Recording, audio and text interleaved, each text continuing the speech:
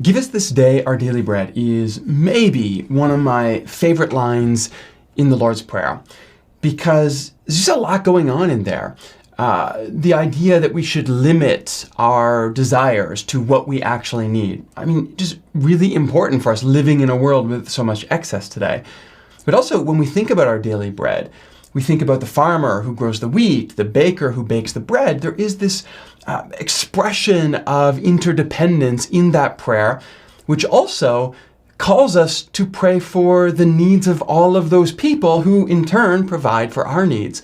There's a real communal kind of implication to that line in that prayer that I think we don't pay enough attention to.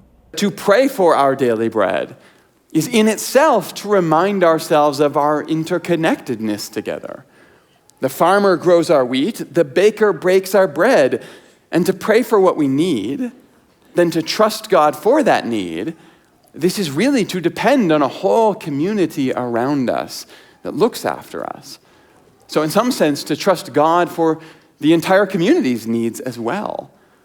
Bread is a community effort.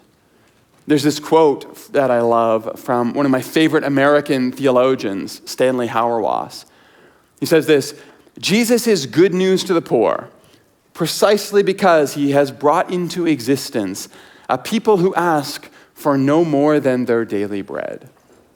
And so to pray for what we need, to ask for what we need, to teach ourselves to ask for everything we need and no more, this is an absolutely remarkably succinct way to express our dependence, but also to help constrain the excess that can so quickly confuse us about what it is we really need. See, I firmly believe that everything about this prayer is for us and for our good, and that means both the invitation to ask, but also the constraint on that petition. Both of these are a gift to us. To know that we can ask, to know that we can cry out and express our need, to know that in the kingdom come, the world that looks like heaven, everyone, including us, will have our needs met. That actually rejoins us in the effort to make that world possible for all of us.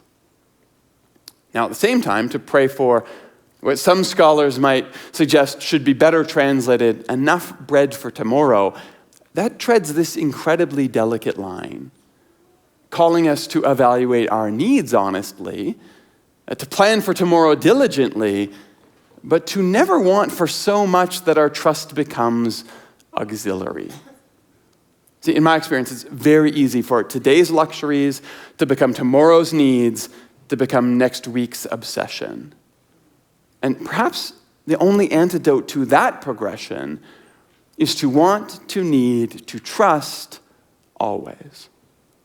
Now, I'm not suggesting you can't have nice things. I have lots of nice things in my life. I'm incredibly grateful for them.